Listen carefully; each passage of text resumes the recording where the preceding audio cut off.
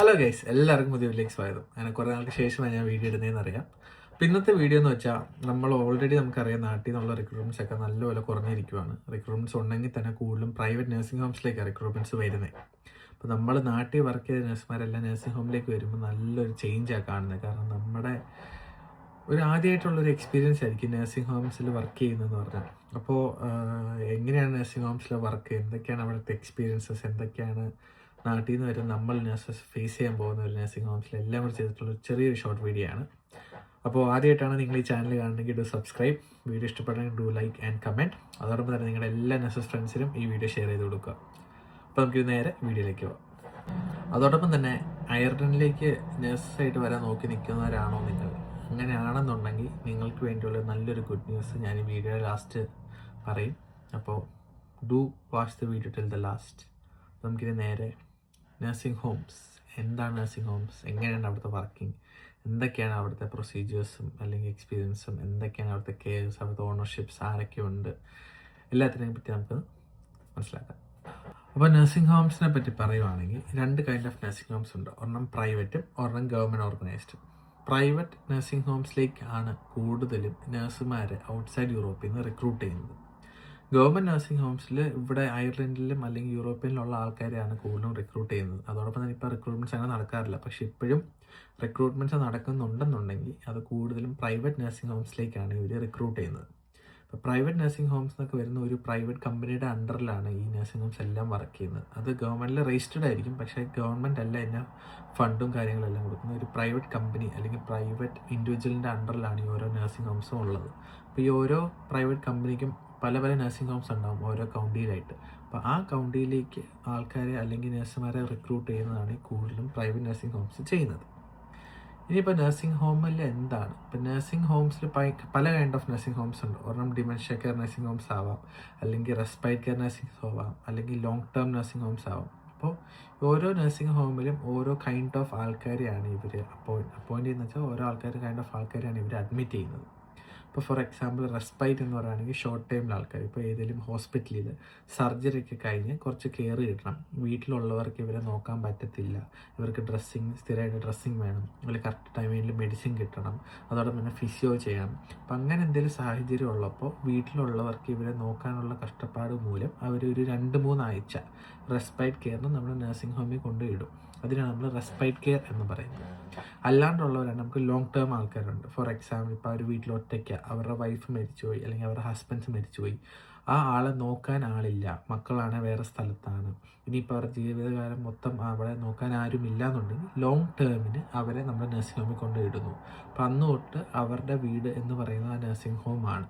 അങ്ങനെയുള്ളവരാണ് long term.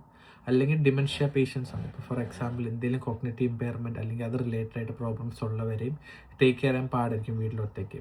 അവർക്ക് safety, അവർക്കൊരു അപകടം പറ്റാണ്ട് നോക്കേണ്ട ഉത്തരവാദിത്തം വീട്ടുകാർക്ക് പറ്റാത്തപ്പോൾ നമ്മുടെ നഴ്സിംഗ് ഹോമിൽ കൊണ്ടുപോയി വിടും.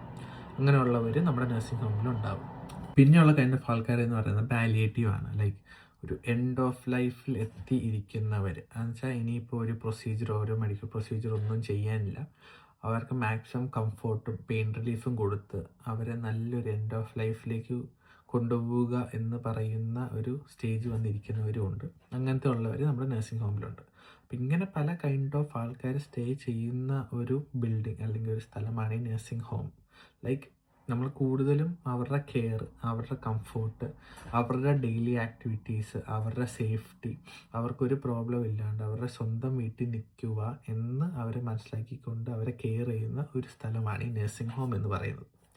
ഹോസ്പിറ്റൽ വെച്ച് നോക്കുവാണെങ്കിൽ നല്ല ഡിഫറൻസ് ഉണ്ട്. കാരണം ഹോസ്പിറ്റലിൽ എല്ലാ ഷോർട്ട് ടൈം ആൾക്കാരാണ്. അവരുടെ ആ സമയത്തൊരു മെഡിക്കൽ കണ്ടീഷൻ ട്രീറ്റ് ചെയ്യാൻ വേണ്ടി വരുന്നു. നമ്മൾ അതിനുള്ള സ്കാനിങ്, ഡയഗ്നോസിസ് എല്ലാം ചെയ്ത് അതിൻ്റെ മെഡിസിൻസും കൊടുത്ത് അതിൻ്റെ എല്ലാ ട്രീറ്റ്മെൻറ്റും കൊടുത്ത് പറഞ്ഞു വിടുന്നു. അതാണ് ഹോസ്പിറ്റലിൽ വരുന്ന ഡിഫറൻസ്. നഴ്സിംഗ് ഹോമിലാണെങ്കിൽ അവർ നമ്മുടെ കൂടെ തന്നെയായിരിക്കും.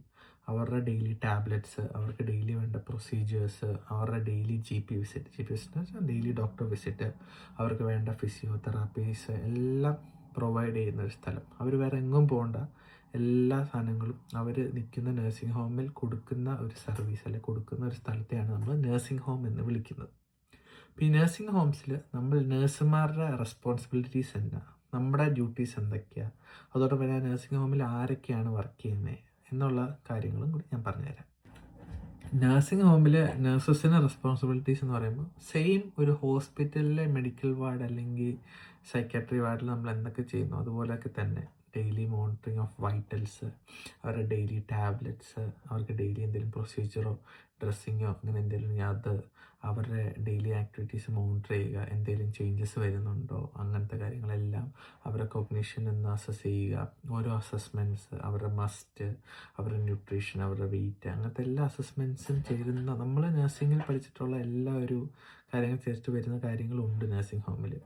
പക്ഷേ കൂടുതലും നമ്മൾ മെഡിക്കേഷൻ വരുന്നത് IV യോ IM അങ്ങനത്തെ ആയിരിക്കത്തില്ല, കൂടുതലും ഓറൽ ടാബ്ലറ്റ്സ് ആയിരിക്കും വരുന്നത്.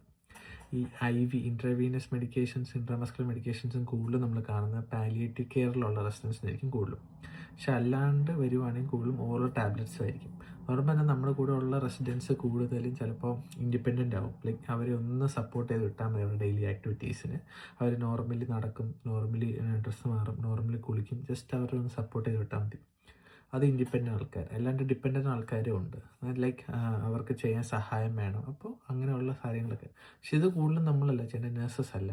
നമ്മുടെ നഴ്സിംഗ് ഹോമിൽ ഹൈറാർക്കി എന്ന് വരുവാണെങ്കിൽ ഡോൺ എന്ന് പറഞ്ഞ ആളാണ് ഡയറക്ടർ ഓഫ് നഴ്സിംഗ്. പുള്ളിയാണ് നഴ്സിംഗ് ഹോമിലെ ഏറ്റവും ഹെഡ് ഡയറക്ടർ ഓഫ് നഴ്സിംഗ്. പിന്നെ വരുന്ന ആളാണ് adorn, assistant director of nursing. അതിൻ്റെ അണ്ടറിൽ വരുന്നതാണ് CNM, ക്ലിനിക്കൽ നഴ്സ് മാനേജർ. പിന്നെ വരുന്ന നഴ്സസ്, പിന്നെ നഴ്സസിൻ്റെ അടിയിൽ കെയറേഴ്സും വരും, അസിസ്റ്റൻറ്റ് കെയറേഴ്സ്, പിന്നെ ബാക്കിയുള്ള എല്ലാ സ്റ്റാഫ്സും. അപ്പോൾ നഴ്സസിൻ്റെ ജോബ് എന്ന് വെച്ചാൽ പേഷ്യൻ്റെ ഹെൽത്ത്, പേഷ്യൻ്റെ മെഡിക്കേഷൻ, പേഷ്യൻ്റെ പ്രൊസീജിയർ, പേഷ്യൻ്റെ അസസ്മെൻറ്റ്, അവരുടെ വൈറ്റൽസ്, അവർ ഹെൽത്തി ആണോ, അവർക്കൊരു പ്രോബ്ലവും ഇല്ല എന്ന് മനസ്സിലാക്കി മോണിറ്റർ ചെയ്യേണ്ട ഒരു ജോബാണ് കൂടുതലും നഴ്സസിന് വരുന്നത്. പിന്നെ ഈ ഡിപ്പെൻഡ് ആയ ആൾക്കാർക്ക് ഓരോ ഹെൽപ്പ് ചെയ്യുന്നതും അവരുടെ ഡെയിലി ആക്ടിവിറ്റീസിനെ ഹെൽപ്പ് ചെയ്യുന്ന ജോബ്സ് കൂടുതലും വരുന്നത് കെയറേഴ്സിനാണ്. അപ്പോൾ നഴ്സുമാരുടെ കാര്യം പറയുവാണെങ്കിൽ കൂടുതൽ ഞാൻ പറഞ്ഞ പോലെ അവരുടെ ഹെൽത്ത്, അവർ ഹെൽത്തി ആണോ എന്ന് നമ്മൾ മോണിറ്റർ ചെയ്യുക, അവരുടെ ഡെയിലി ടാബ്ലറ്റ്സ്, അവരുടെ പ്രൊസീജിയേഴ്സ് എല്ലാം ചെയ്ത് മുമ്പോട്ട് കൊണ്ടുപോകുന്ന ഒരു റെസ്പോൺസിബിലിറ്റിയാണ് നഴ്സസിൻ്റെ. ഇവിടെ ഹോസ്പിറ്റലായിട്ട് വ്യത്യാസം വരുവാണെങ്കിൽ നമുക്ക് ക്യാനിൽ ഇടുവോ IV ഫ്ലൂയിഡ്സ് കൊടുക്കുമോ അങ്ങനെ എപ്പോഴും ഒരു പ്രൊസീജിയറായിട്ട് വരുന്നില്ല. അതോടൊപ്പം തന്നെ GP വിസിറ്റ്, ഡോക്ടർ വിസിറ്റ് കൂടുതലും വൺസ് ഇൻ എ വീക്ക് അല്ലെങ്കിൽ ട്വൈസ് ഇൻ എ വീക്ക് ആയിരിക്കും.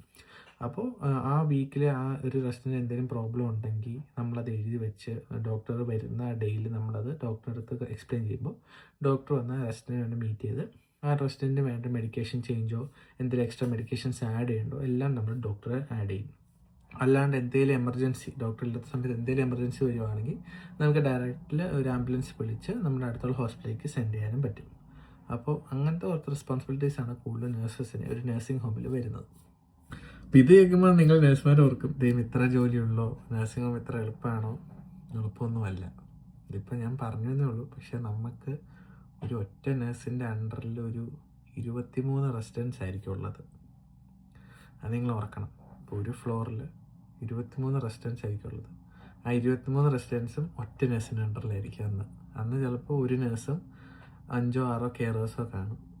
അപ്പം അങ്ങനെ ആയിരിക്കും ജോബ് പോകുന്നത്. അപ്പോൾ രാവിലെ 9 അല്ലെങ്കിൽ 8:30 ആയിരിക്കും അവരുടെ മോർണിംഗ് മെഡിക്കേഷൻ സ്റ്റാർട്ട് ചെയ്യുന്നത്. അപ്പോൾ ഈ 23 പേർക്കും നമ്മൾ ആ മോർണിംഗ് മെഡിക്കേഷൻ ഒരു ടൈം പീരീഡിന് മുമ്പ് തീർക്കണം. ലൈക്ക് ഇപ്പോൾ 8:30 മെഡിക്കേഷൻ തുടങ്ങുകയാണെങ്കിൽ അതൊരു 10 o'clock മുമ്പ് നമ്മൾ ആ 23 പേർക്കും മെഡിക്കേഷൻ തീർത്തിരിക്കണം. ഫോർ എക്സാമ്പിൾ ഇപ്പോൾ നിങ്ങൾ വിചാരിക്കും 23 പേരല്ലേ ഉള്ളൂ, പെട്ടെന്ന് തീർക്കാം, ഒരു ഗുളിക അങ്ങ് കൊടുത്താൽ പോരെ. അല്ല, ഓരോ റെസിഡൻറ്റിനും ഒരു 5-6-10 മെഡിക്കേഷൻ കാണും. അതോടൊപ്പം തന്നെ അവർക്ക് ഇൻസുലിൻ കാണും. ആ ഇൻസുലിൻ എടുക്കുന്നതിന് മുമ്പ് അവരുടെ ബ്ലഡ് മോണിറ്റർ ചെയ്യണം. അങ്ങനെ റെസിഡൻസ് ഉണ്ട്. പിന്നെ റെസിഡൻറ്റിൻ്റെ മെഡിസിൻ കൊടുക്കുന്നതിന് മുമ്പ് വൈറ്റൽസ് മോണിറ്റർ ചെയ്യണം. മെഡിസിൻ കൊടുത്തു കഴിഞ്ഞ് 15 മിനിറ്റ് കഴിഞ്ഞ് ആഫ്റ്റർ വൈറ്റൽസ് ചെക്ക് ചെയ്യണം. അങ്ങനത്തെ റെസിഡൻസ് ഉണ്ട്. പിന്നെ ഒരു റെസിഡൻറ്റ് എണീറ്റ് വരണം രാവിലെ ആ സമയം. ചില റെസിഡൻസ് 8:30 ഒന്നും എണീക്കത്തില്ല. ചില റെസിഡൻസ് നമുക്ക് 9 ആവും. ഉറങ്ങിക്കിടക്കുന്ന റെസിഡൻസിനെ വിളിച്ച് എണീപ്പിച്ച് അവരെ കാര്യം മനസ്സിലാക്കി മരുന്ന് കൊടുക്കാൻ വന്നതാണ്, മരുന്ന് കഴിക്കണം എന്ന് പറഞ്ഞ് മരുന്ന് കൊടുക്കണം. അപ്പോൾ അങ്ങനെ 23 പേർക്കും 8:30 തുടങ്ങുകയാണെങ്കിൽ 10 മണിക്ക് മുമ്പ് ഇവരുടെ മെഡിക്കേഷനും ഇൻസുലിനാണെങ്കിൽ ഇൻസുലിനും എല്ലാം കൊടുത്ത് തീർക്കണം. അതിൻ്റെ ഇടയ്ക്കായിരിക്കും വേറെ എന്തെങ്കിലും പ്രശ്നങ്ങൾ വരുന്നത്. ഒരു റെസിഡൻറ്റിന് വയ്യാണ്ടാവുന്നു. അപ്പോൾ നമ്മൾ കെയർ നമ്മൾ ഇൻഫോം ചെയ്യുന്നു, അവിടെ ആ റൂം നമ്പർ 50 എണീക്കുന്നില്ല, ഭയങ്കര തലവേദന പറയുന്നു, ഛർദ്ദിക്കുന്നു. അപ്പോൾ ഓർക്കണം, ഈ മെഡിക്കേഷൻ റൗണ്ട്സിൻ്റെ ഇടയ്ക്കാണ് നമ്മൾ ആ റെസ്റ്റിനെ നോക്കാൻ പോകുന്നത്. അപ്പോൾ 10 മണി കഴിഞ്ഞ് മെഡിക്കേഷൻ കൊടുക്കാനും പറ്റില്ല, അത് മെഡിക്കേഷൻ എററാവും. അപ്പോൾ നല്ലൊരു ടൈം സ്ലോട്ട് കൊടുത്ത് നോക്കി മെഡിസിൻ തീർത്താൽ നമുക്ക് കറക്റ്റ് ടൈമിൽ തീർക്കാൻ പറ്റും. അതുപോലെ തന്നെ കറക്റ്റ് ടൈമിൽ തീർക്കാൻ പറ്റുമോ എന്ന് ചോദിച്ചാൽ നമുക്ക് തീർക്കാൻ പറ്റും. കറക്റ്റ് കാര്യങ്ങൾ കറക്റ്റായിട്ട് നമ്മൾ ടൈം മാനേജ് ചെയ്ത് കൊടുക്കുകയാണെങ്കിൽ കറക്റ്റ് ടൈമിൽ തീർക്കാൻ പറ്റും.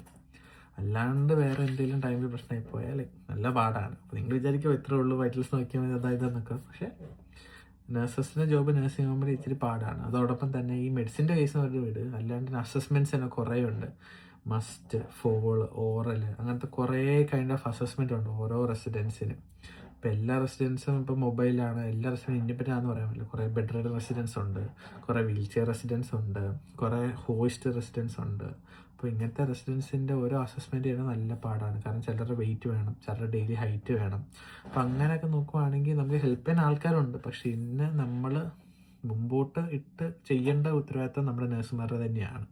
ഈ കാര്യങ്ങളെല്ലാം എൻ്റർ ചെയ്യണ പേപ്പർ വർക്ക്സ് ഉണ്ട്, കമ്പ്യൂട്ടർ വർക്ക്സ് ഉണ്ട്. അപ്പം അങ്ങനത്തെ കുറേ കാര്യങ്ങൾ ഈ നഴ്സിംഗ് ഹോമിൻ്റെ അണ്ടറിൽ വരുന്നുണ്ട് ചെയ്യാൻ. ഇപ്പോൾ അസസ്മെൻറ്റ്സിനെ പറ്റി മാത്രമല്ല, ഇപ്പോൾ ഒരു റെസിഡൻറ്റിൻ്റെ സേഫ്റ്റി, അവരുടെ ഹാപ്പിനെസ്, അവരുടെ കംഫർട്ട്. ഇപ്പോൾ റെസിഡൻറ്റ് അറിയാണ്ട് തന്നെ ഒന്ന് കസേരയിൽ താഴേക്ക് വീണു. ഇപ്പോൾ നമ്മുടെ നാട്ടിൽ വിചാരിക്കും റെസിഡൻറ്റ് വീണു, ആളുടെ വൈറ്റൽസ് നോക്കി, ആൾക്ക് വേദന ചതവൊന്നുമില്ല, പിടിച്ചേറ്റി കസേര ഇരുത്തി, അത്രേ ഉള്ളൂ. ഇവിടെയാണെങ്കിൽ അതൊരു ഫോൾ റിസ്ക് ആണ്. 5-6-10 പേപ്പറും ഡോക്യുമെൻറ്റേഷനും ഈ കാര്യങ്ങൾ നമ്മുടെ ഹെഡിലേക്ക് അത് എസ്കലേറ്റ് ചെയ്യേണ്ട കുറേ കാര്യങ്ങളുണ്ട്. അതൊരു ഫോൾ റിസ്ക് അവിടെ നടന്നിരിക്കുന്നത്. ഇങ്ങനെ വീണ കാര്യം, ഇങ്ങനെ കുഴപ്പമൊന്നുമില്ലാന്ന് കാര്യം അവരുടെ ഫാമിലി മെമ്പേഴ്സിനെ വിളിച്ചറിയിക്കണം, നമുക്ക് നമ്മുടെ ജീപ്പിനെ വിളിച്ചറിയിക്കണം. അവരൊരു അണ്ടർ മോണിറ്ററിലായിരിക്കും പിന്നെ ഒരു 4-6 hours അങ്ങനെ. പിന്നെ വരുന്ന സേഫ് ഗാർഡിങ്, ലൈക്ക് അവർക്ക് നമ്മുടെ സ്റ്റാഫുമാരിൽ നിന്നും ഒരു ബാഡ് ബിഹേവിയറും ഉണ്ടായിട്ടില്ല എന്ന് മനസ്സിലാക്കേണ്ട ഒരു ഉത്തരവാദിത്തം. ഇപ്പോൾ ഏതെങ്കിലും റെസ്റ്റോറൻറ്റ് പറയുക എനിക്ക് ആ സ്റ്റാഫിൻ്റെ ഒരു ബാഡ് ബിഹേവിയർ കിട്ടി എന്ന് പറയുകയാണെങ്കിൽ അത് സേഫ് ഗാർഡിൻ്റെ അണ്ടറിൽ വരും. അതിനുണ്ട് കുറേ പേപ്പർ വർക്ക്സ്.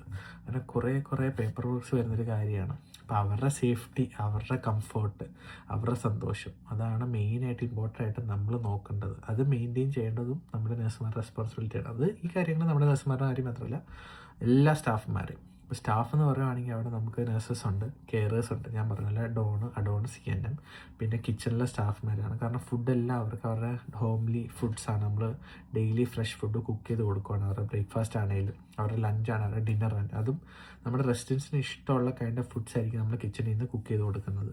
പിന്നെ ഹൗസ് കീപ്പിംഗ്, ലോണ്ട്രി എല്ലാം ആ നഴ്സിംഗ് ഹോമിലായിരിക്കും നടക്കുന്നത്. അതൊരു വീട് പോലെ. ഇപ്പോൾ വാഷിംഗ് ആണെങ്കിലും കുക്കിംഗ് ആണെങ്കിലും അവർക്ക് ഇറങ്ങി നടക്കാനാണെങ്കിലും ഒരു പോർഷ് ഏരിയ, ഔട്ട്ഡോഴ്സ്, കോർട്ട്യാർഡ് എല്ലാം ഉണ്ടായിരിക്കും ഒരു നഴ്സിംഗ് ഹോമിൽ. അതൊക്കെ ചേർന്നിട്ടുള്ള, അപ്പോൾ അവരുടെ സന്തോഷമാണ് നമ്മൾ മെയിനായിട്ട് നോക്കുന്നത്. പിന്നെ അല്ലാണ്ട് എന്തെങ്കിലും എമർജൻസീസ് വരിക നഴ്സിംഗ് ഹോമിൽ, പെട്ടെന്ന് ഒരു റെസിഡൻറ്റ് വയ്യാണ്ടായി, ഇപ്പം നമുക്ക് ട്രീറ്റ് ചെയ്യാൻ പറ്റുന്ന മെഡിക്കേഷൻ ആണെങ്കിൽ ഓൾറെഡി നമ്മുടെ ഡോക്ടർ വന്ന് ഓരോ റെസിഡൻസിനും ഓരോ സ്റ്റാർട്ട് മെഡിക്കേഷൻസ് ചെയ്ത് വെച്ചിട്ടുണ്ടാവും. അവരുടെ പ്രീവിയസ് ഹിസ്റ്ററിയും പാസ്റ്റ് മെഡിക്കൽ അല്ലെങ്കിൽ സബ്ജക്ട് ഹിസ്റ്ററിയൊക്കെ വെച്ച് നോക്കിയിട്ട് നമ്മുടെ ഡോക്ടർ ഓൾറെഡി ഇവർക്ക് ഒരു സ്റ്റാർട്ട് മെഡിക്കേഷൻസ് ചെയ്ത് വെച്ചിട്ടുണ്ടാവും.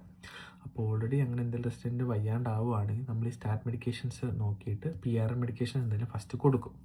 അത് കൊടുത്തിട്ടും പേഷ്യൻ്റ് അല്ലെങ്കിൽ റെസിഡൻറ്റ് ഓക്കെ ആവുന്നില്ലെങ്കിലാണ് നമ്മൾ നാഷണൽ ട്രാൻസ്ഫർ ചെയ്യുന്നത്. നമുക്ക് എല്ലാ നഴ്സിംഗ് ഹോംസിനും നാഷണൽ ട്രാൻസ്ഫർ ഡോക്യുമെൻറ്റ്സ് പറഞ്ഞിട്ട് സേവ് ചെയ്യുകയും അത് ഫില്ലാക്കിയിട്ട് നമ്മൾ ആംബുലൻസിനെ വിളിച്ചിട്ട് നമ്മൾ നിയർ ബൈ ഹോസ്പിറ്റലിലേക്ക് നമ്മൾ ട്രാൻസ്ഫർ ചെയ്യുകയാണ്. ട്രാൻസ്ഫർ ചെയ്യുമ്പോൾ നമ്മൾ നമ്മുടെ ഡോക്ടറെ ഇൻഫോം ചെയ്യും, കൊണ്ടുപോകാൻ പോകുന്ന ഹോസ്പിറ്റലിൽ നമ്മൾ വിളിച്ച് ഇൻഫോം ചെയ്യും. ഈ സെയിം ഡീറ്റെയിൽസ് നമ്മൾ അവരുടെ ഫാമിലി മെമ്പേഴ്സിനെ വിളിച്ച് പറയും. നമ്മുടെ ഡോക്ടർ എന്ന് പറയുകയാണെങ്കിൽ ഒരു നഴ്സിംഗ് ഹോമിന് ഒരു ഡോക്ടറായിരിക്കും. അപ്പോൾ ആ ഡോക്ടർ ആ നഴ്സിംഗ് ഹോമിന് വരുന്ന എല്ലാ റെസിഡൻസ് എന്ന് തൊട്ടാണോ വരുന്നത് അന്ന് തൊട്ട് ആ ഡോക്ടറിന് അണ്ടറിലായിരിക്കും ഓരോ റെസിഡൻസും. അപ്പോൾ ആ റെസിഡൻറ്റിന് വേറൊരു ഡോക്ടർ ഉണ്ടായിരുന്നെങ്കിൽ ആ ഡോക്ടർ എല്ലാ നോട്ട്സും എല്ലാ ഡീറ്റെയിൽസും നമ്മുടെ ഈ നഴ്സിംഗ് ഹോമിലെ ഡോക്ടറിന് സെൻഡ് ചെയ്തിട്ട് ഈ ഡോക്ടർ നമ്മൾ ആ റെസിഡൻറ്റിനെ പറ്റി സ്റ്റഡി ചെയ്തിട്ടായിരിക്കും പിന്നെ ആ ഡോക്ടർ മെഡിക്കേഷൻ മുന്നോട്ട് കണ്ടിന്യൂ ചെയ്യുന്നത്. അപ്പം അങ്ങനെയാണ് എന്തെങ്കിലും നഴ്സിംഗ് ഹോമിൽ എമർജൻസീസോ എന്തെങ്കിലും മെഡിക്കേഷൻ ചേഞ്ച് എന്തെങ്കിലും വരുവാണെങ്കിൽ നമ്മുടെ നഴ്സിംഗ് ഹോമിൻ്റെ പേഴ്സണൽ GP അല്ലെങ്കിൽ പേഴ്സണൽ ഡോക്ടറായിരിക്കും ചേഞ്ചസോ എന്തെങ്കിലും പുതിയ മെഡിക്കേഷൻ ആഡ് ചെയ്യുന്ന കാര്യങ്ങളെല്ലാം ചെയ്യുന്നത്. അപ്പോൾ നമ്മുടെ ഈ നഴ്സിംഗ് ഹോംസിന് ഒരു പേഴ്സണൽ GP ഉണ്ട് എന്ന് പറയുന്ന പോലെയാണ് നമുക്ക് നഴ്സിംഗ് ഹോമിന് ഒരു പേഴ്സണൽ ഫാർമസി ഉണ്ട്. പക്ഷേ ആ ഫാർമസി നമ്മുടെ നഴ്സിംഗ് ഹോമിൻ്റെ അകത്തല്ല, അതൊരു പബ്ലിക് ഫാർമസി ആയിരിക്കും. ലൈക്ക് ഓരോ കൗണ്ടിയിലെ ടൗണിലായിട്ടുള്ളൊരു ഫാർമസി ആയിട്ടായിരിക്കും നമ്മുടെ നഴ്സിംഗ് ഹോംസിലൊരു ലിങ്ക് വെക്കുന്നത്. അപ്പോൾ അതുപോലെ ഓരോ നഴ്സിംഗ് ഹോംസിനും ഓരോ ഫാർമസി ഉണ്ടാവും. അപ്പോൾ നമ്മുടെ GP ഓരോ റെസിഡൻസിനും ഓരോ മെഡിക്കേഷൻ പ്രിസ്ക്രൈബ് ചെയ്യുമ്പോൾ ആ ട്രാൻസ്ക്രിപ്റ്റ് നമ്മൾ ആ ഫാർമസിക്ക് അയച്ചു കൊടുക്കുമ്പോൾ ഫാർമസി അത് നോക്കിയിട്ട് അതനുസരിച്ചുള്ള മെഡിക്കേഷൻസ് മാത്രമായിരിക്കും നമ്മുടെ നഴ്സിംഗ് ഹോമിലേക്ക് സെൻഡ് ചെയ്യുന്നത്. അത് ആ റെസിഡൻറ്റിൻ്റെ പേരും പേരും ഡീറ്റെയിൽസും വെച്ചിട്ടായിരിക്കും ഓരോ മെഡിക്കേഷൻ സെൻഡ് ചെയ്യുന്നത്. അപ്പോൾ അങ്ങനെയാണ് നമ്മൾ നഴ്സിംഗ് ഹോമിലേക്ക് മെഡിക്കേഷൻസും വരുന്നത്. അപ്പോൾ മെഡിക്കേഷൻ മാത്രമല്ല, ഇൻസുലിനോ എന്തെങ്കിലും കൊടുക്കാനുള്ള എനിമിയോ ഫ്ലൂയിഡ്സോ ഇഞ്ചെക്ഷൻസോ എല്ലാം നമ്മുടെ ആ ഫാർമസിയിൽ നിന്ന് തന്നെയാണ് വരുന്നത്. എന്തെങ്കിലും ചേഞ്ച് വന്നാൽ പോലും ആ ചേഞ്ച് വരുന്ന ട്രാൻസ്ക്രിപ്റ്റ് നമ്മൾ ഫാർമസി അയച്ചു കൊടുക്കുമ്പോൾ ആ ചേഞ്ച് വെച്ചിട്ടുള്ള മെഡിക്കേഷൻസും നമ്മുടെ ഫാർമസിയിലേക്ക് അയച്ചു തരും. അപ്പോൾ ഫാർമസി ഉണ്ടെന്നോ ചോദിക്കുവാണെങ്കിൽ നഴ്സിംഗ് ഹോമിൽ ഉള്ളിലല്ല, പുറത്തുള്ള പബ്ലിക് ഫാർമസി ആയിരിക്കും നമ്മുടെ നഴ്സിംഗ് ഹോമിൻ്റെ ഫാർമസി എന്ന് പറയുന്നത്. അപ്പോൾ ഇങ്ങനത്തെ കാര്യങ്ങളാണ് നോർമലി നഴ്സിംഗ് ഹോംസിൽ വരുന്നത്. അപ്പോൾ എൻ്റെ മനസ്സിലുള്ള കാര്യം, എനിക്കറിയുന്ന കാര്യങ്ങളോട് ചേർത്തുള്ള വീഡിയോ ആണ് ഞാനിപ്പോൾ ഉണ്ടാക്കിയത്. നിങ്ങൾക്ക് എന്തെങ്കിലും ഡൗട്ട് ഉണ്ടെങ്കിൽ ഫീൽ ഫ്രീ ടു കമൻറ്റ്. ഞാൻ കമൻറ്റ് വേണമെങ്കിൽ ഉറപ്പായിട്ടും റിപ്ലൈ ചെയ്യാം. എന്ത് ഡൗട്ട് ഉണ്ടെങ്കിലും നിങ്ങൾ കമൻറ്റ് ഇട്ടാൽ മതി. അപ്പോൾ ഇതാണ് നഴ്സിംഗ് ഹോമിൽ നിങ്ങൾ എക്സ്പീരിയൻസ് ചെയ്യാൻ പോകുന്ന കുറച്ച് കാര്യങ്ങൾ. നമ്മുടെ നാട്ടിൽ നഴ്സിംഗ് ഹോംസ് ഉണ്ടോ എന്ന് ചോദിച്ചാൽ ഉണ്ട്, പക്ഷേ എനിക്ക് അത്രയും വൈഡ് വെറൈറ്റി ആയിട്ട് നഴ്സിംഗ് ഹോംസ് ഇല്ലാന്ന് തോന്നുന്നു. പക്ഷേ അതിനെക്കാട്ടിലും അത്യാവശ്യം നല്ല സുപ്പീരിയർ ആയിട്ടാണ് ഔട്ട്സൈഡ് അബ്രോഡിലുള്ള നഴ്സിംഗ് ഹോംസ് വർക്ക് ചെയ്യുന്നത്. അപ്പോൾ ഇങ്ങനത്തെ കാര്യങ്ങളൊക്കെയാണ് നിങ്ങൾ ഇവിടെ വന്നിട്ട് നഴ്സിംഗ് ഹോംസിൽ ഫേസ് ചെയ്യാൻ പോകുന്നത്. ഇനിയിപ്പോൾ ഞാൻ പറയാൻ പോകുന്ന ഒരു ബോണസ് വീഡിയോ ആയിട്ടാണ്. നിങ്ങൾ അയർലൻഡിലേക്ക് വരാൻ നോക്കിയിരിക്കുന്ന നഴ്സുമാരാണെങ്കിൽ ഇപ്പോൾ DL ഉണ്ട്, 2 വർഷത്തെ എക്സ്പീരിയൻസ് ഉണ്ടെന്നുണ്ടെങ്കിൽ ഈ വരുന്ന ഈ 2026 ഇയറിൽ സെപ്റ്റംബർ, ഒക്ടോബർ, നവംബർ ഈ 3 മാസത്തിനുള്ളിൽ എന്തായാലും ഒരു പ്രൈവറ്റ് നഴ്സിംഗ് ഹോമിൻ്റെ റിക്രൂട്ട്മെൻറ്റ് നടക്കും. നിങ്ങൾക്ക് DL ഉണ്ട്, OET വാലിഡാണ്, അതോടൊപ്പം തന്നെ 2 വർഷത്തെ മിനിമം എക്സ്പീരിയൻസ് ഉണ്ടെന്നുണ്ടെങ്കിൽ ഞാൻ പറഞ്ഞ സെപ്റ്റംബർ, ഒക്ടോബർ, നവംബർ 2026 ഒരു പ്രൈവറ്റ് നഴ്സിംഗ് ഹോമിൻ്റെ റിക്രൂട്ട്മെൻറ്റ് കാണും. ഇതിൻ്റെ കൂടുതൽ ഡീറ്റെയിൽസ് നിങ്ങൾക്ക് അറിയണമെങ്കിൽ ഡു ഫോളോ മൈ അക്കൗണ്ട്. ഇതിൽ എന്തെങ്കിലും വരുന്ന അപ്ഡേറ്റ്സ് ഉണ്ടെങ്കിൽ ഞാൻ ഇതിൽ തന്നെ ഇട്ടേക്കാം. അപ്പോൾ ഇല്ലാത്തവരാണെങ്കിൽ ബി പ്രിപ്പയർഡ്. ഞാൻ ഉറപ്പിച്ച് പറയുന്നില്ല, ബട്ട് ഉണ്ടാകാൻ നല്ല ചാൻസസ് ഉണ്ട് പ്രൈവറ്റ് നഴ്സിംഗ് ഹോം റിക്രൂട്ട്മെൻറ്റ് നടത്താൻ വേണ്ടി. അവർ ചോദിക്കുന്ന എലിജിബിലിറ്റി എന്ന് പറഞ്ഞാൽ 2 years of experience, OET വാലിഡും DL വാലിഡുമാണ്. അപ്പോൾ അങ്ങനെ റെഡി ആയിട്ട് നിൽക്കുന്നവരുണ്ടെങ്കിൽ പ്ലീസ് ബി പ്രിപ്പയർഡ്. എല്ലാം റെഡിയാക്കി വെക്കുക കേട്ടോ. അപ്പോൾ എന്തെങ്കിലും അപ്ഡേറ്റ്സ് ഉണ്ടെങ്കിൽ ഉറപ്പായിട്ടും ഞാൻ എൻ്റെ ചാനൽ അപ്ഡേറ്റ് ചെയ്തിരിക്കും. അപ്പോൾ എല്ലാ നഴ്സുമാർക്കും താങ്ക് യു.